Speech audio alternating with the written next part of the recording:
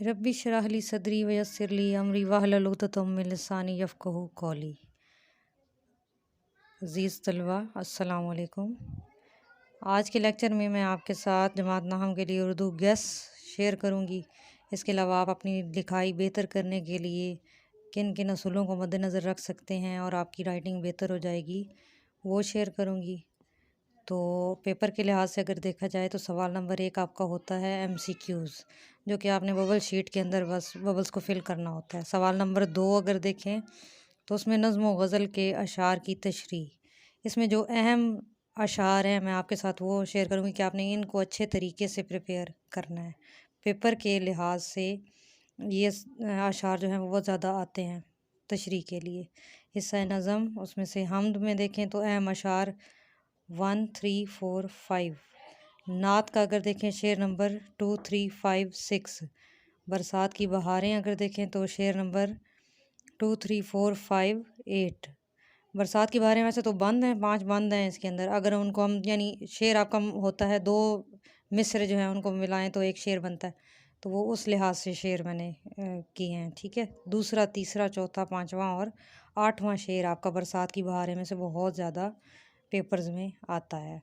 पैबस्तर है शजर से अल्लामा इकबाल की नज़म है, इसमें आपका शेर नंबर 1, 2, 5, 6। इसी तरह अगर बात करें हम हिस्सा गज़ल की तो उसमें जो मीर तकी मीर की पहली गज़ल है हस्ती अपनी हबाब की सी है, इसका शेर नंबर 2, 3, 4, 6। और रुखो जुल्फ़ पर जान खोया किया हैदर अली आतिश की गज़ल है, इसका आप शेर नंबर 1, 3, 5 और 6 अच्छी तरह से करेंगे। दिले नादां तुझे हुआ क्या है मिर्ज़ा गालिब की गज़ल है, इसका आप शेर नंबर 2, 3, 4, 5 करेंगे। फिर बहादुर शाह ज़फ़र की गज़ल आखिरी गज़ल आपकी है लगता नहीं है दिल मेरा उजड़े दयार में, इसका आप शेर नंबर 2, 3, 4, 5 करेंगे।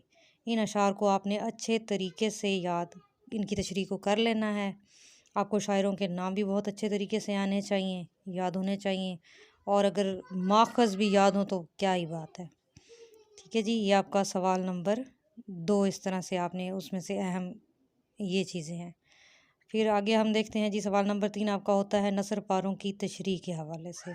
तो नसर पारों की तशरीह के लिहाज से अहम चैप्टर जो हैं वो मैं बता देती हूँ। उसमें आपका हिजरत नबी बहुत अहम है, पंचायत बहुत ज़्यादा अहम है, कदरे अयाज़ ये भी वेरी इंपॉर्टेंट, लहू और कालीन, और इसके बाद काहिली।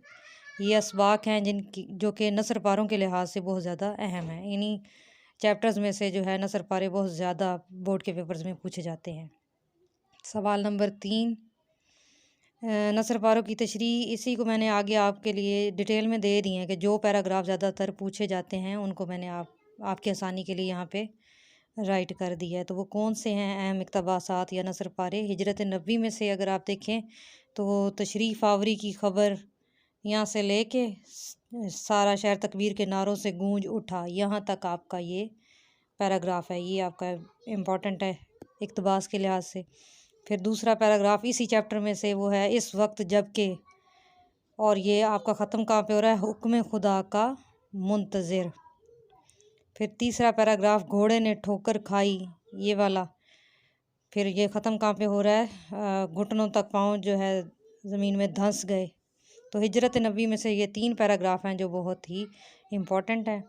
फिर है मिर्ज़ा गालिब के आदात व ख़साइल, आपका दूसरा चैप्टर है। उसमें से भी पहला जो है फ़वाक़ा में आम गालिब को बहुत पसंद थे, ये वाला पैरा टहल रहे थे तक।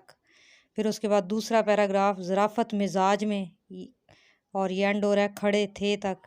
फिर तीसरा पैराग्राफ मिर्ज़ा अपने दोस्तों, और ये आपका मुकम्मल हो रहा है दिल भर आया तक। ठीक है, यहाँ पे पूरा लिखना मेरे लिए पॉसिबल नहीं था कि मैं पूरे पूरे पैराग्राफ राइट करती, तो मैंने जहाँ से पैरा शुरू हो रहा है जहाँ पे एंड हो रहा है वो आपके लिए यहाँ पे मेंशन कर दिया है। फिर काहिली है तीसरा चैप्टर आपका, इसमें पहला जो है वो है इंसान भी मिसल हैवानों के, यहाँ से आपका स्टार्ट हो रहा है, और बेकार ना छोड़े यहाँ तक।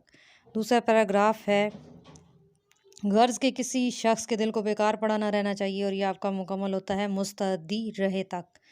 तीसरा पैराग्राफ है लेकिन अगर इंसान, और ये मुकम्मल हो रहा है खसलत में पड़ जाता है। चौथा आगे आपका चैप्टर है नुसुख और सलीम की गुफ्तगू, उसमें आपका जो बहुत ज़्यादा बोर्ड में पूछा जाता है पैरा, वो है मंझला लड़का मेरा हम जमात, और ये मुकम्मल होता है जी आपका बुला लिया, यहाँ तक। इसके बाद है पंचायत। पंचायत में है जी एक बार वो बिगड़े, और ये मुकम्मल हो रहा है काम ना चलेगा, पहला पैरा आपका। दूसरा पैराग्राफ है जी शेख जुम्मन को भी अपनी अजीम शान जिम्मेदारी का एहसास, और ये मुकम्मल होता है स्याह बना देगा तक। फिर तीसरा पैराग्राफ है इस फैसले ने अलगू, फिर ये मुकम्मल हो रहा है देखने आते रहे। आपका अगला चैप्टर है जी लहू और कालीन, ये इक़्तिबास के लिहाज से बहुत बहुत इंपॉर्टेंट है। 5 पैराग्राफ इसके मैंने आपको यहाँ पे बताए हैं कि जो पेपरों में बहुत ज़्यादा पूछे जाते हैं। पहला है ये एहसास मेरे लिए, और ये मुकम्मल हो रहा है जी बन कर रह जाए। दूसरा पैराग्राफ है मैं ये बता देना चाहता हूँ, और ये आपका एंड हो रहा है दर्द समाया हुआ है, यहाँ तक। तीसरा है तुम दुनिया से अलग थलग, और मुकम्मल हो रहा है ये तौहीन नहीं है। चौथा पैराग्राफ है जिस तरह बड़ी दुकानों, और ये मुकम्मल हो रहा है इस्तेमाल कर रहे हो, यहाँ तक। पांचवा पैराग्राफ है आप कह भी क्या सकते हैं, और ये एंड हो रहा है जी कुछ भी नहीं तक। तो यूँ आपके ये 6 चैप्टर्स हो गए। आगे 7वां चैप्टर है इम्तिहान। इम्तिहान में से जी आता है आपका पैरा 2 साल ऐसे गुज़रे, और ये आपका पैरा मुकम्मल होता है कमरा खाली कर दिया, यहाँ तक। फिर है जी मुल्की परिंदे और दूसरे जानवर, इसमें से पहला कौवे की नज़र बहुत तेज़ होती है, यहाँ से लेके कौवा बावर्ची खाने के पास मसरूर रहता है, यहाँ तक। दूसरा है जी आम तौर पर बुलबुल, और ये मुकम्मल होता है नाला और शेवन करते देखा है। तीसरा है आगे आपका चैप्टर है कदर अयाज। कदर अयाज भी वेरी इंपॉर्टेंट। करनैलों, इसका पहला पैराग्राफ देखें जी करनैलों को रिहाइश के लिए उम्दा सी क्लास बंगले मिलते हैं, और ये मुकम्मल होता है अपने लिए, विल्सन साहब ने खुद अपने लिए बनवाया था, यहाँ तक। दूसरा पैराग्राफ है ये नहीं कि छोटा चौधरी या उसके घर वाले मेहमान नवाज न थे, यहाँ से ये स्टार्ट हो रहा है और ये एंड हो रहा है चौपाल ले गए तक। आगे तीसरा पैराग्राफ है ये बंगला कमोवेश 2 एकड़ अराजी पर मुश्तमिल था, यहाँ से आपका स्टार्ट हो रहा है और ये ख़त्म कहाँ पे हो रहा है जी पेड़ लहलहाते थे। यूँ आपका नसर पारों की तशरीह अगर आप इन पैराग्राफ की कर लें तो आपका पेपर बहुत अच्छे तरीके से आप यूँ समझे कि तैयार हो जाएगा। आप अगर वैसे देखें तो बहुत ज़्यादा पैराग्राफ हैं, इतने ज़्यादा पैराग्राफ जो है हमारे लिए करना मुमकिन नहीं होता है। इन्हीं को अगर आप अच्छे तरीके से कर लेंगे इनकी प्रैक्टिस, तो आपका पेपर बहुत अच्छे तरीके से हो जाएगा। सवाल नंबर 4 ये है जी कोई से 5 सवालात आपसे पूछे जाते हैं, मुख्तसर सवालात जिनके आपने जवाब देने होते हैं। उनके लिए जो अहम असबाक हैं वो मैं यहाँ शेयर कर रही हूँ। हिजरत नबी, मिर्ज़ा गालिब के आदात व ख़साइल, काहिली, पंचायत, आराम व सुकून और लहू और कालीन। ये चैप्टर्स ऐसे हैं जहाँ से आपके मुख्तसर सवालात जो हैं वो ज़्यादा लिए जाते हैं। सबक का खुलासा, इसके अलावा आपके जो हैं वो हिस्सा नज़म और हिस्सा गज़ल में से भी लिए जाते हैं, लेकिन उनकी रेशो ज़रा कम होती है, वो इतने डिफ़िकल्ट भी नहीं होते हैं। चैप्टर्स के ज़रा क्वेश्चंस ज़्यादा हैं, तो इसलिए मैंने यहाँ पे आपके लिए आसानी के लिए यहाँ पे लिख दिया कि चैप्टर्स ये वाले, इनके क्वेश्चंस अगर आप अच्छे तरीके से कर लें तो बड़ा अच्छा हो जाएगा। सवाल नंबर 5 सबक का खुलासा है। सबक का खुलासा लिखने के हवाले से मैंने अहम असबाब यहाँ पे मेंशन किए हैं जी। हिजरत नबी, मिर्ज़ा गालिब के आदात व ख़साइल, आराम व सुकून, पंचायत, इम्तिहान, काहिली। इनमें मोस्ट इम्पॉर्टेंट इम्तिहान बहुत बार जो है बोर्ड के पेपर्स में आया है, तो इम्तिहान वेरी वेरी वेरी इम्पॉर्टेंट अगर मैं कहूँ तो इम्तिहान है। ठीक है जी, बाकियों को भी आपने जो मैंने लिखे हैं उनको अच्छे तरीके से तैयार कर लेना है। सवाल नंबर 6 है नज़म का मरकज़ी ख़्याल या खुलासा। नज़म का खुलासे या मरकज़ी ख़्याल के हवाले से अहम तरीन नज़में आपकी हमद और नात है। नात अगर इधर देखा जाए वेरी वेरी इंपॉर्टेंट, तो नात का खुलासा जो है वो बहुत ज़्यादा आता है पेपरों में। और यहाँ पे मैं प्रेफर करूँगी कि अगर आप इस सवाल में खुलासा लिखने की बजाय मरकज़ी ख़्याल को प्रेफर करें तो ज़्यादा बेहतर है, क्योंकि मरकज़ी ख़्याल आपका 3 लाइनों पर मुश्तमिल होता है, तो वो आपके लिए बेहतर रहता है, टाइम मैनेज करना इजी हो जाता है आपके लिए। सवाल नंबर 7 अगर देखा जाए तो वो है जी ख़त या दरख्वास्त। इसमें अहम खतूत मैंने आपके साथ यहाँ पे शेयर किए हैं। चचा के नाम ख़त चची की खैरियत दरियाफ़्त करने के लिए, छोटे भाई के नाम बुरी सोबत से बचने के लिए, बड़े भाई के नाम खैरियत की इत्ला में ताख़ीर और वालिद के नाम अपने नतीजे की इत्ला देने के लिए, वालदा के नाम खैरियत दरियाफ़्त करने के लिए, और दोस्त के नाम वो अपनी बहन की शादी में आपको इनविटेशन भेज रहा है तो उसको फ़जूल रसूमात से बचने के लिए आपने तलकीन करनी है। तो ये लेटर्स जो हैं वो बहुत इम्पोर्टेंट हैं। इसके बाद अगर दरख्वास्तों की बात करें तो उसमें डाकिए की शिकायत, फ़ीस माफ़ी, हुसूल सर्टिफिकेट, सफाई महल्ला और राशन डिपो के ख़िलाफ़। अब यहाँ पे जो दरख्वास्त बहुत ज़्यादा आती है वो है हुसूल सर्टिफिकेट। ठीक है जी, दोनों में से यानी आपने एक चीज़ करनी होती है। अब आप पे वो करता है, डिपेंड करता है कि कौन सी चीज़ आपको बेहतर तरीके से आती है, आप उसको अटैम्प्ट करें। 10 मार्क्स इस क्वेश्चन के आपके होते हैं। सवाल नंबर 8, कहानी या मुकालमा। इसमें अहम कहानियाँ मैंने यहाँ पे मेंशन की हैं जी। झूठ की सज़ा, सच की बरकत, जिसका काम उसी को साजे, कौम की खातिर इसार और नाइत्तफ़ाक़ी का अंजाम। ये वेरी वेरी वेरी इंपॉर्टेंट कहानियाँ हैं जी। फिर है अहम मुकालमे, उसमें दो दोस्तों के दरमियान, पढ़ाई के हवाले से, दुकानदार और ख़रीदार के दरमियान, दर्जी और गाहक के दरमियान, और मरीज़ और तबीब के दरमियान। ये चारों मुकालमे आपने अच्छे तरीके से करने हैं। यहाँ मैं आपको प्रेफर करूँगी कि आप मुकालमे की बजाय अगर कहानी लिखें तो वो ज़्यादा बेहतर है, क्योंकि मुकालमे में हमसे बहुत ज़्यादा मिस्टेक्स हो जाती हैं और वहाँ पे हमें ख्याल रखना पड़ता है रमूज़ औक़ाफ़ का बहुत ज़्यादा। और दूसरा ये है कि उसकी तवालत का बच्चे ख्याल नहीं रखते कि कितना तवील होना चाहिए। तो इस तरह से मुकालमे में यानी गलतियों का ख़तरा ज़रा ज़्यादा होता है। कहानी आपके लिए याद करना ईज़ी रहता है, तो आप कहानी को प्रेफर करें। सवाल नंबर 9, जुमलों की दुरुस्ती या जुमलों की तकमील। यहाँ मैं आपको कहूँगी कि आप जुमलों की तकमील वाला जो क्वेश्चन है उसको कर लें। यहाँ मैंने तकरीबन 40 आपको जुमले यहाँ पे दिए हैं। इंशाल्लाह इन्हीं में से जो है पेपर में आ जाते हैं। तो ये इंतहाई इंतहाई इंतहाई इम्पोर्टेंट जो हैं वो मैंने यहाँ पे राइट कर दिए हैं। ठीक है जी, जैसे ये देखें यहाँ पे है ज़बान खल्क़ को।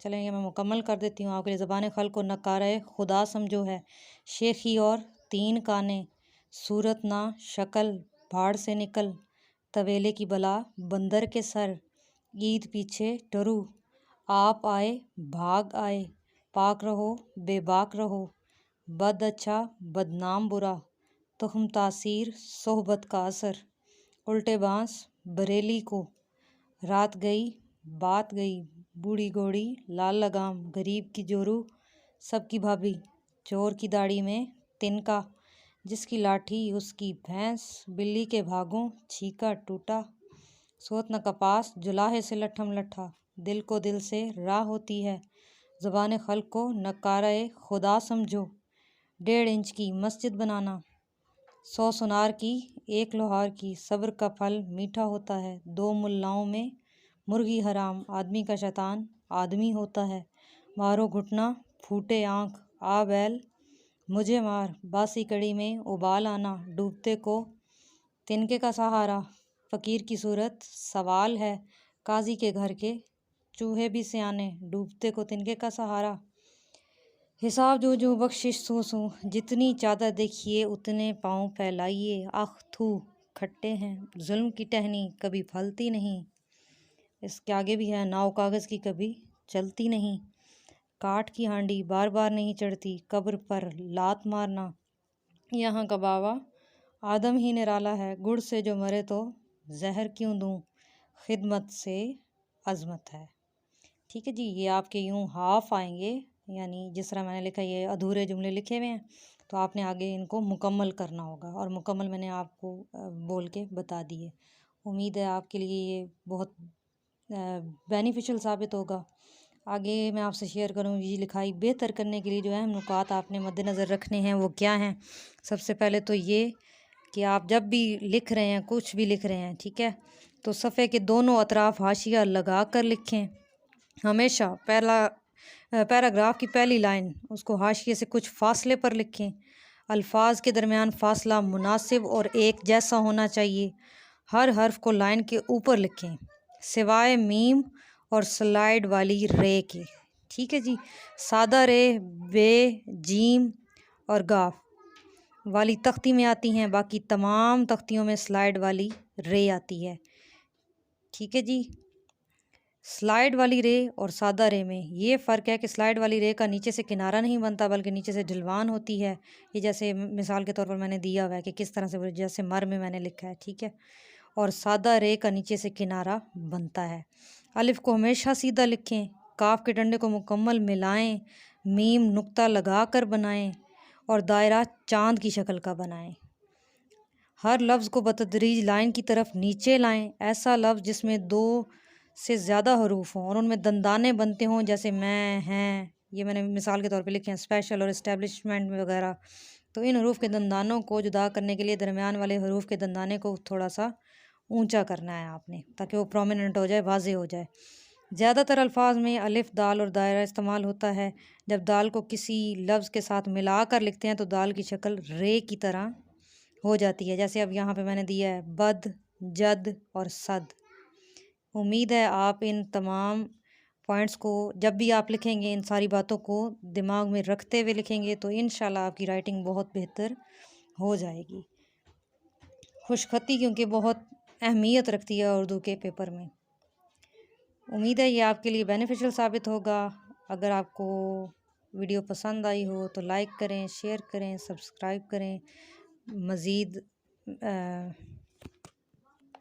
वीडियोज़ आप तक पहुंचती रहें। ठीक है जी। अल्लाह आपका हामी और नासिर हो। अल्लाह हाफ़िज़।